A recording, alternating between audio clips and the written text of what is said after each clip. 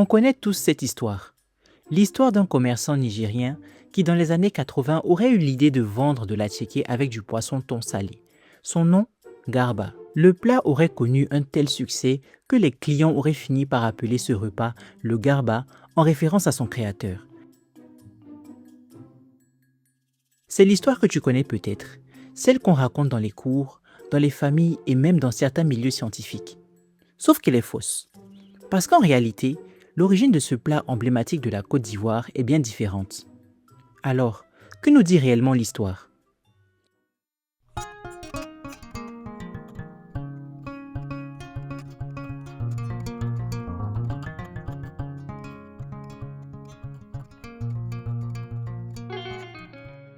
C'est quoi le Garba? On le retrouve partout, dans les quartiers populaires, à la sortie des écoles, lors des pauses déjeuner ou des sorties entre amis. Sa recette est simple, de l'attiéké accompagné de thon frit. On peut y ajouter du piment, des oignons ou des tomates hachées. Mais il y a un élément qui ne change jamais, le thon. Et c'est important de le préciser, parce que si vous mangez de l'attiéké avec du tilapia, de la carpe ou n'importe quel autre poisson, ce n'est pas du garba. Le garba aujourd'hui est sans doute l'un des plats les plus populaires de Côte d'Ivoire.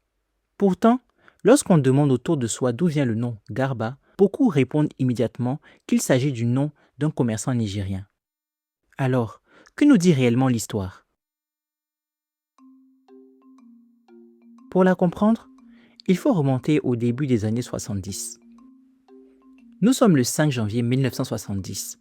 Le président Félix Houphouët-Boigny vient de former son 6e gouvernement depuis l'indépendance. Et parmi les nouveaux ministres nommés ce jour-là, il y a un docteur vétérinaire spécialisé dans la pêche, originaire de Béoumi. Il s'appelle Diko Garba et il hérite du ministère de la production animale. À cette époque, la Côte d'Ivoire joue un rôle important dans le commerce du thon. De grandes quantités transitent par le port de pêche d'Abidjan avant d'être exportées. Sauf que dans le processus de transit, il y a des pertes. Quand on empile le thon dans les entrepôts du port, des morceaux tombent, des têtes, des chutes de découpe. Ces morceaux parfaitement comestibles sont alors considérés comme des déchets. Le problème, c'est que personne ne savait quoi en faire. Diko Garba prend une décision simple. Au lieu de jeter ces morceaux ou de les laisser pourrir, pourquoi ne pas les mettre à disposition des commerçants locaux? L'idée est adoptée. Les bénéficiaires, des vendeurs venus de toute l'Afrique de l'Ouest, burkinabés, nigériens, maliens, togolais, récupèrent ces morceaux de thon et les salinent pour prolonger leur durée de conservation.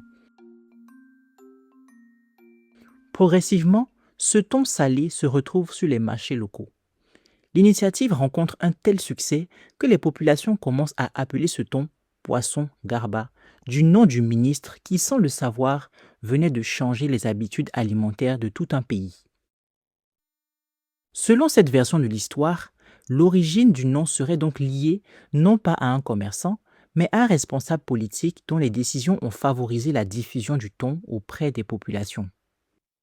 Mais alors, pourquoi autant de personnes continuent-elles à associer le garba au Nigérien? Ce n'est pas un mythe sorti de nulle part, il y a une logique derrière. D'abord, les commerçants nigériens majoritairement de la communauté Haoussa étaient déjà très présents dans le commerce au port d'Abidjan à cette époque. Ce sont eux qui ont développé et popularisé la vente de ce plat dans toute la ville. Aujourd'hui encore, une grande partie des vendeurs de garba appartient à cette communauté. Ensuite, garba est un prénom très répandu au sein de la communauté Haoussa. Lorsque les gens voyaient des vendeurs nigériens proposer ce plat et entendaient régulièrement le prénom garba, il était facile d'établir un lien. Avec le temps, cette explication est devenue une croyance populaire largement acceptée, une histoire racontée de génération en génération. Mais comme souvent, les récits populaires et les faits historiques ne coïncident pas toujours parfaitement. Une décision administrative devient un plat national, le nom d'un ministre qui devient un mot du quotidien, et entre les deux, une légende s'installe, si solide qu'elle finit par dépasser la vérité. Mais la vérité, elle reste là. Il suffit de la chercher. Et toi, est-ce que tu savais ça? Est-ce que tu connaissais la vraie histoire du garba? Laisse un commentaire et je suis curieuse de savoir ce qu'on t'avait dit. Mais avant, pense à t'abonner pour ne pas manquer les prochaines vidéos et continuer à découvrir l'histoire fascinante de notre patrimoine.